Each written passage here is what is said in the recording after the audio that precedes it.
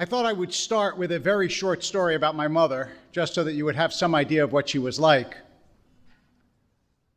When I was graduating, I don't remember if it was the year I was graduating from my first year or second year of rabbinical school, or sometime during that time when she came out and my father couldn't get away, so it was just my mother who came out to Los Angeles. And she came to my apartment and she said that it was, decent. I showed her around, and then I ran out to get us something to eat, and I came back and she was sitting on the couch and she had a sort of sheepish look on her face. I said, "What?" She said, "Promise you won't be upset?" I said, "I won't be upset. What did you do?" She said, "I dusted."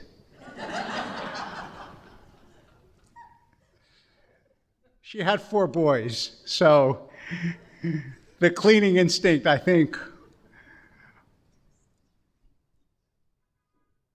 One thing, though, that I knew about my mother and her mother before that was that for most of her life, although this changed later, her talents were not matched by her opportunities. And the truth is that the opportunities that mothers had for their intellect and their warmth and their love and their skill went almost entirely into raising their children. And so most of us learned how to love to the extent that we learned how to love from our mothers. And in some ways, the measure of love in the world is the measure of mothering that the world has had. You can see this difference in our prayer book, because it's only been in the past several decades that when you say the Amidah, you don't only mention the forefathers. I grew up in yeshiva in Harrisburg, and then later at Akiba in Philadelphia, and when we said the Amidah, we would say Avraham, Yitzchak, v'Yaakov. Nobody ever thought to say Sarah, Rivka, Rachel, Leah. We knew they existed. We read the Bible, but who would put them in a prayer? And how much more loving is a world in which mothers, as well as fathers, are prayed about and talked about and celebrated. So this change is a beautiful change. And to be able to bring that mothering love into the world is something that I think all of us know the world desperately needs. Because, of course, you don't have to be a mother to bring mothering love to someone else. Just as you don't have to be a father to bring a father's love to someone else. There are probably people here, and I certainly know people whose real mother was someone who wasn't their biological mother.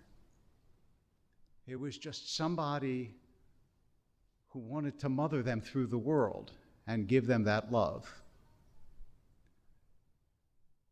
So I think for us,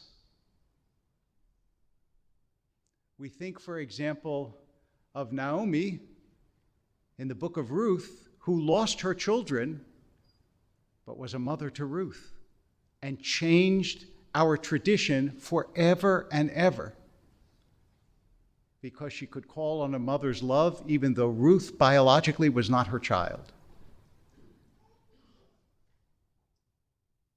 So the Jewish way of celebrating Mother's Day is not only to celebrate our biological mothers, although we do that, but to celebrate the love that they model,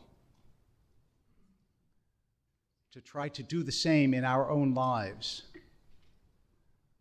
to acknowledge that when we remember Sarah, Rivka, Rachel, and Leah, we help make ourselves and our hearts whole. That without the mothers, we aren't even half a heart in this world. So to my mother who dusted, and did so much more than that, for so many years, for 4 boys, God only knows how. I will tell you one other story. I was going to conclude, but one other thing I want you to know. This is another insight into my mother. At a certain point, when the 4 of us would yell "Mom" constantly, she laid down a law in the house. She said, "I am tired of hearing Mom all day, and after 6 o'clock, you have to call me Matilda." It's true. And she wouldn't answer to Mom, so we had to go Matilda, and then she would answer. So for all of you moms who have heard Mom innumerable times, and to my mother, who heard it innumerable times and still answered, Happy Mother's Day.